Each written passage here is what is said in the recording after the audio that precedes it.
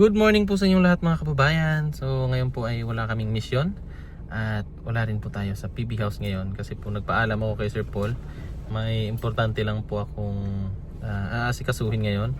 So pupunta po kami ngayon dun sa Water District kasi po ang tubig namin dito is galing po sa Deka. So ang bala ko po ay ilipat po siya sa Water District para at least po yung bayad ay medyo makatipid din konti. Kaya yun yung inaasikaso ko ngayon. So nagpaalam naman ako, pumayag naman si Sir Paul. So samahan niyo ako mga kababayan at may mga bibilhin din ako para doon sa paggawa nga ng parking doon sa likod. So kasama natin sila Mrs. at yung kanyang pamangkin at si Ace na Couple na daddy. kakambal ko. Ayan o, parehas kami ng suot. Naka black shirt and white t-shirt. So yun. So, samahan nyo kami ngayon mga kababayan sa aming lakad ngayong araw na ito. Let's go!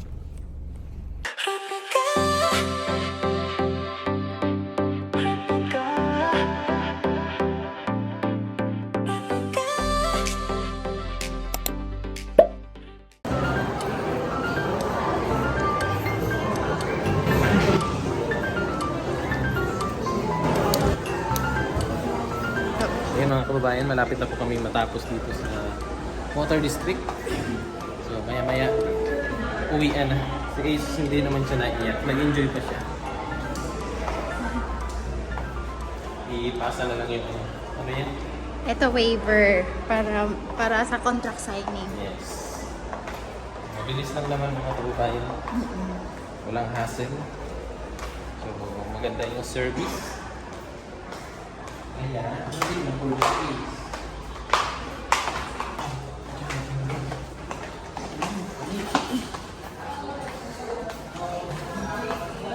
So yan mga kababayan, success. At natapos na kami dito sa Water District. Diretso naman kami ngayon ng City Hardware para bumili ng kakailanganin doon sa bahay. So tara!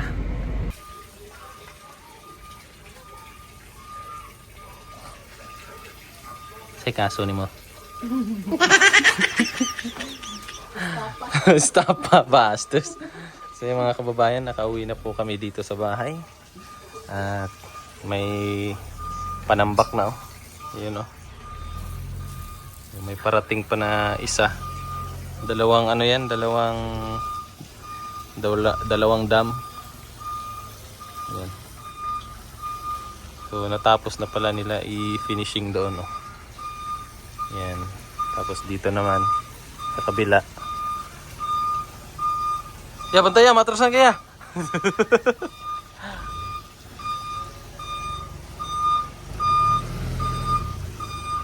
So napakamahal na ng ano ngayon, bayad ng panambak. 1.6 na yung isang dam. Dia lang, pahit sana.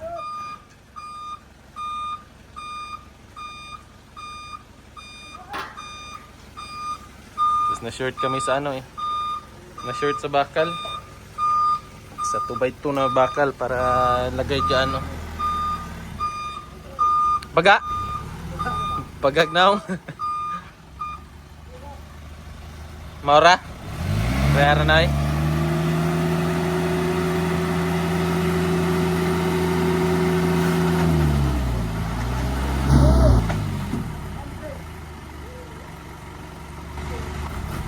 Kailangan kasi tambakan mga kababayan kasi po may napakalaking bato na kailangan matabunan kasi napakatigas po at kung tanggalin naman eh, mahirap kung saan namin ilalagay, kaya ang plano na lang tambakan para at least tumaas din yung area, and then kapag soon hindi maiiwasan na dadami yung bahay dito tapos iwas baha na rin. Tubig daw te, bugnaw. Kanang pinakatuknaw daw te. Kaya nauhaw. Haw ka pre? Say kaso rin mo pre. Agay ka, kapoy ra pagkikuglaba na ha? Na, kapoy kikuglaba na ganina ba? Murang gihulog ha? Unsa? Ilaglag niya po mga kababayan. Ako yung naglaba niyan kanina. Napagod ako. Sobrang pagod na pagod ako paglaba niyan kanina. Tubig pre oh.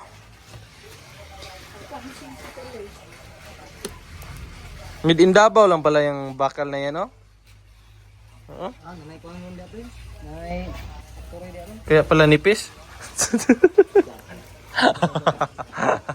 Ano planta ra pero intik ya po intik. Inchik yapo no. Chinese.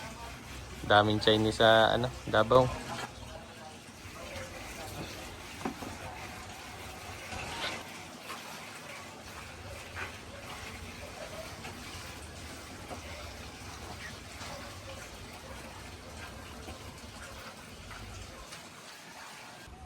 Yan mga kababayan, malago na yung ano, yung kawayan.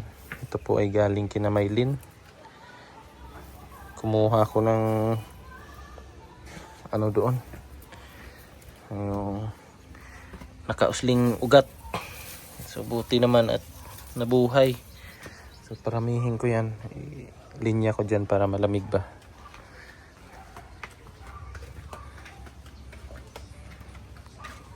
Tara, punta tayo doon.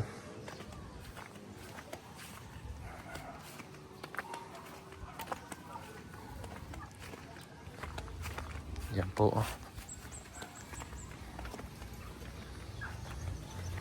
Siguro yung tatambakan nito. Ito po. Mga hanggang dito siguro siya. Hanggang dito. Pag ganun siya. Pasloop. Para kapag ka nag-washing, dito yung tubig. Diretso dito. Pinauna ko na lang yung loob plasteran mga kababayan para matambakan na dito. Katapos niya matambakan, umpisahan na nila yung paggawa ng ano, bubong para hindi na masyadong mainit kasi kawawa po yung magtrabaho dito na napakainit. Di bali na yung ano, huli na yung dito sa labas maplasteran. Importante dito sa loob at mabubunga na.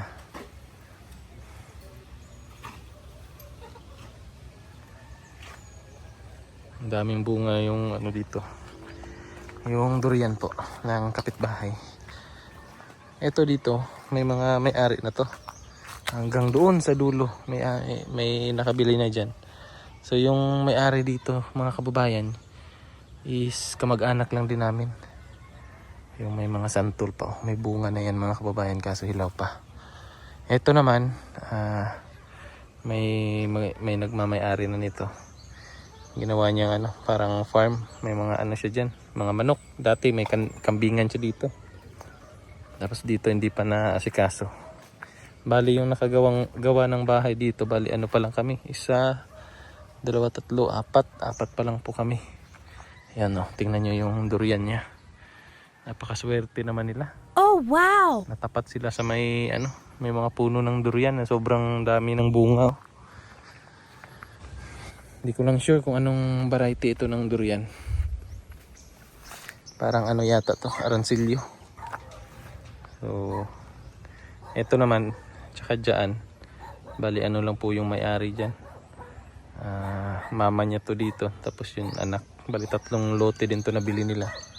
Ito iba rin yung may-ari nito. 1 lote na to. Kung mapapansin niyo po mga kababayan, ito po ay daanan namin. Sa kabila rin daanan po nila. Pero siguro darating yung panahon na magkasundo rin kami. Tanggalin na yan para malawak yung kalsada.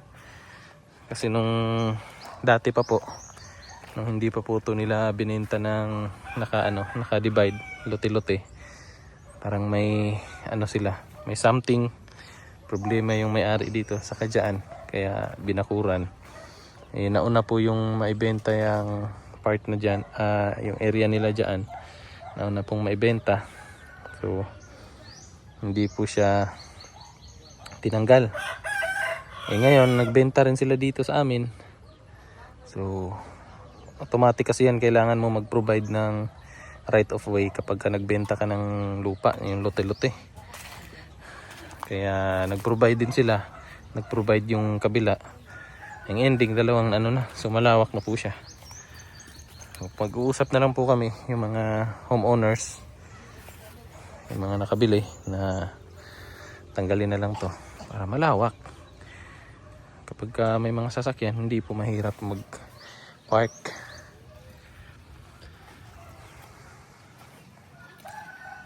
Ayan, tapos na po yan dyan. Bali ano na lang yan, yung metal cladding.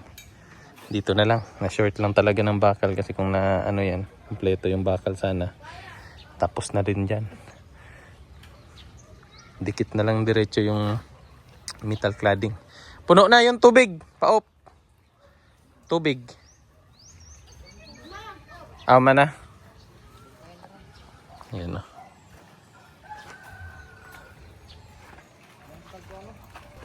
Daming manok oh. Pre, kuha ka lang pre. Manok pre.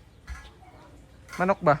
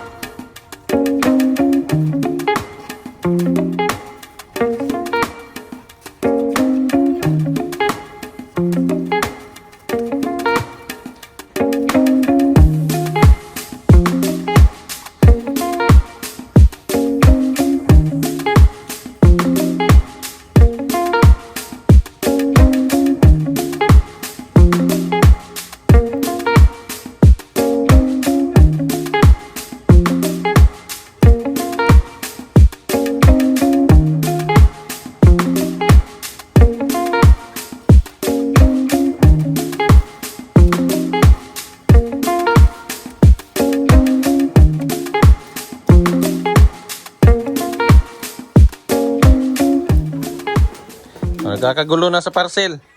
Parcel. Mga school supplies ng mga pamangkin.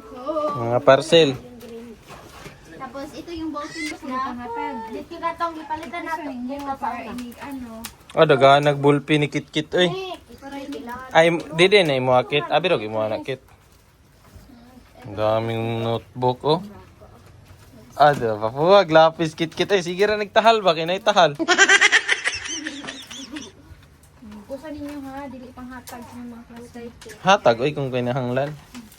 Pagpahiram lang. Ako sa una Kit. Akong ballpen, hantod ni graduate ko, okay palit-palit. Sige magpangwa.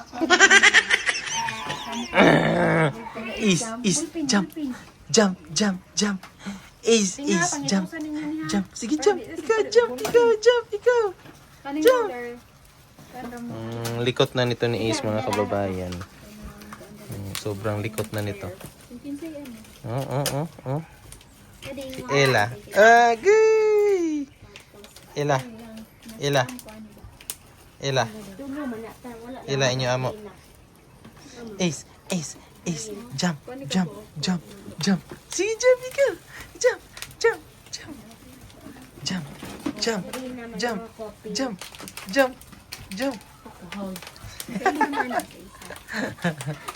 Hi kay Ace. Thanks. Lapit na kasi yung pasukan. Ay, dugay pa man ang ano. June naman, no? Balik na sa June ang ano, no? Ayaw si Bibi ko. May mga school supply na sila. Binilhan na ng kanilang tita. Para ganahan na si Kit mag-school. Kit na. Sa ilalim din ay mga colored paper and mga Manila paper. Package na yan? Package na? Di ay. Depende lang kung ano mo, di po card. Ah. Isa lang.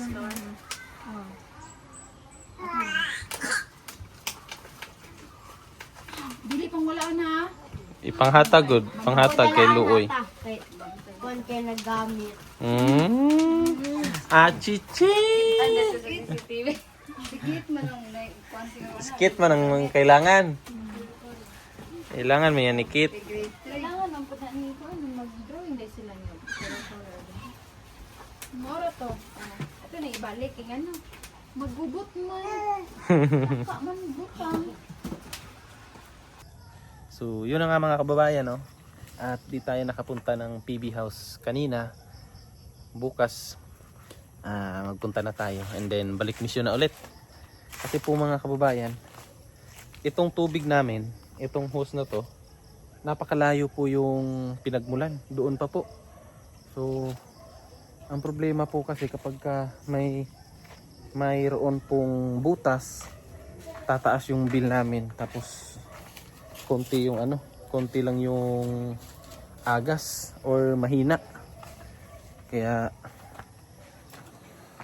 mas maigi na yung ilipat dito. Noon po kasing nagpapagawa pa kami ng bahay dito, hindi pa po kaya ng water district na makapasok sa area na ito. Gawa nga po ng napakalayo po ng kanilang metro. Tapos yung tubig po ng water district dito dati, ano po, yung pawala-wala po. So, swerte na po sa isang linggo, aagas po siya ng isang beses or 2 beses. Kaya nag-decide kami before kasi nga kailangan po namin ng tubig na kasi may nagtatrabaho po sa bahay that time. So, nag-decide po ako na doon na lang muna sa Dika maki-connect. So, ngayon, andito na po yung metro. Ayan po. So ito po yung metro ng water district. Ayan, may nakaabang na po sa atin. Ito po. Ito po yung magiging pintador baga. Ayan po. So nakaabang na po dyan para kapag mag ano na sila, connect, diretso na sila dyan. So kanina nabayaran ko na po. Tapos nanibago ako kasi may mga ano rin pala, kontrata rin po. Kaya napirmahan na natin. Yun yung dahilan kung bakit tayo hindi nakapunta ng PB House kanina. Pero nagpaalam naman tayo ng maayos kay Sir Paul at naiintindihan naman tayo ni Sir Paul. Yan, may bunga po yung tambis. May bunga po yung tambis ng kapitbahay namin. Ito yung kapitbahay namin. Oh. Mabait po to. Ano po to, yung retire na seaman. So dito rin kami nakikonik ng kuryente before nung nagpatrabaho pa kami sa bahay. Ngayon, siya naman yung nakikonik sa atin ng tubig. So yung ano dito, yung hose ko dito, niligyan lang namin ng ayan, papunta sa kanya, papunta dito. Pero wala namang problema mga kababayan kasi nagbibigay naman siya. Tapos wala rin namang tao dito. Walang tao na nakatira dito. So wala rin gumagamit ng tubig. Kaya yung ano niya lang, purpose niya na may tubig siya para kapag bumisita siya dito. Kasi bumibisita po siya dito para linisin ito. Nagmamawir po siya dito. So yun lang, pag pumupunta siya may tubig siya na magamit, kaya nakikonnect siya. So nagbibigay naman siya buwan-buwan. So yun po mga kababayan, hanggang dito na lang yung ating vlog. Pagpasensyahan nyo na kung ito muna yung ating vlog ngayong araw na ito. Wala tayo sa PB House at di natin kasama yung PB team. Pero hayaan nyo, bukas babawi tayo, kasama na ulit natin sila. At ngayon kasi kailangan ko lang talaga may maasikaso yun. Kasi hindi ko na binayaran yung tubig sa Deka. Ngayon, baka kapag hindi ko inasikaso yun, bigla na lang maputol yung tubig ko. May nagtatrabaho pa naman, so importante yung tubig. Kaya kailangan ko ma-proseso na yun. So, kaya medyo napaiba yung ating content ngayong araw na ito mga kababayan. Pero thank you pa rin sa inyong pag-intindi. Alam ko na intindihan nyo naman ako mga kababayan. At sana po hindi po kayo magsawa na sumuporta sa buong PB team. Kung ano-ano man yung aming upload, sana po ay hindi po kayo magsasawang manood. At love lang po tayo. Huwag na po tayong mang-bash. Wala na po yung mga ano na yan, negative na mga comment, kasi ang purpose naman po talaga ng PB team ni Sir Paul ay ang makatulong lang po. So wag na po nating i-bash yung buong PB team. So thank you po at ingat po kayo palagi. Sana po ay nasa mabuti kayong kalagayan at sana po i-bless po kayo ni Lord palagi. Thank you din po sa mga sponsor ni Sir Paul ng buong PB team. So thank you po sa inyong lahat. Love and bye-bye!